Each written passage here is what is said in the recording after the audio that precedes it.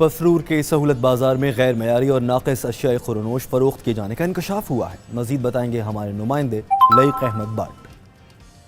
جی بہت شکریہ۔ میں اس وقت موجود ہوں پسرور میں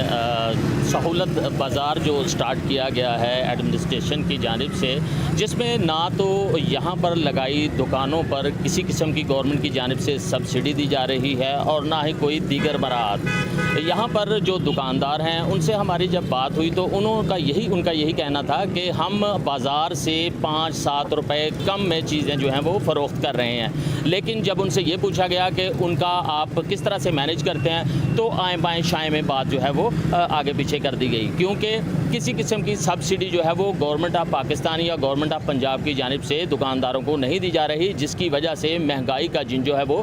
بے قابو ہو چکا ہے۔ یہاں پر جو